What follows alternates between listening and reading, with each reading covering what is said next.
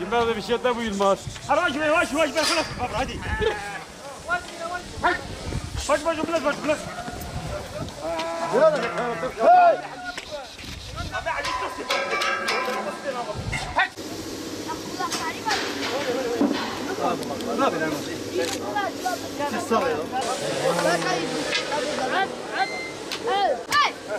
Deniz Şekercik, Mahmut Karvatçıoğlu, Şerif Tan, Mehmet Keskin Şarsız, Bayram Çalışkan, Abdülhakim Aktürk. Bunların vekaletini teslim ettim. Kabul ettim, Allah kabul etsin.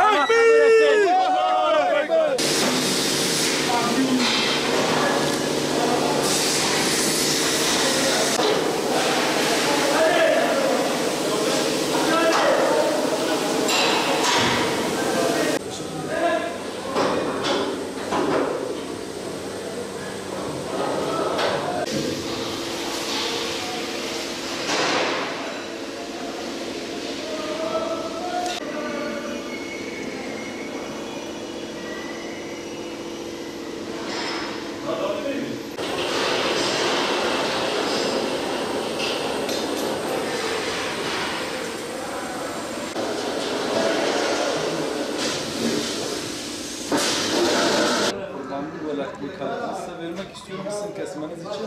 Ayrıca fakir ihtiyaç sahiplerine dağıtmak üzere ben keseceğim kurbanı sizi vekil tayin ediyorum. Kurban Bayramı için bağışladığınız kurban vekaletinizi, 7 sayılı kurban vekaletinizi kabul ettim. Allah arkadaşlarından kabul ettim. Allah razı olsun. Allah gönderdim.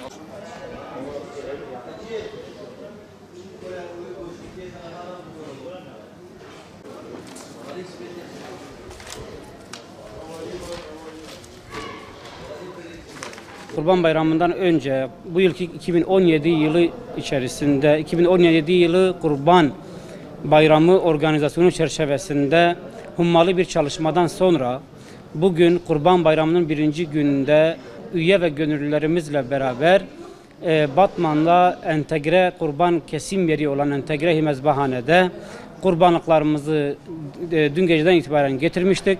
Kurbanlıklarımızı bayram namazından sonra vekaletleri doğrultusunda bize vekalet vermiş olan kurbanlıklar için kesimlerimize başladık.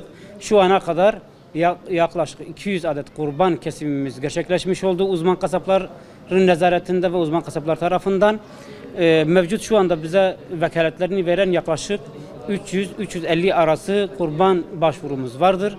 İnşallah ilerleyen saatler içerisinde bunların bağışlarını da kurban bize vermiş oldukları vekaletleri doğrultusunda kurban bağışları doğrultusunda kestirmelerini inşallah biz gerçekleştireceğiz ve yapacağız.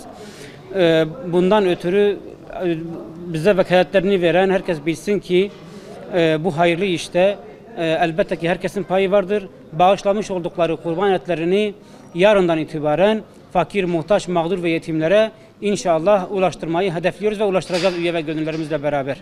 Kurban kesimimiz bayramın 4. gününe kadar devam edecektir. Kurban bayramının 2. gününden itibaren kurban eti dağıtımımız başlayıp 4. günün sonuna kadar devam edecek.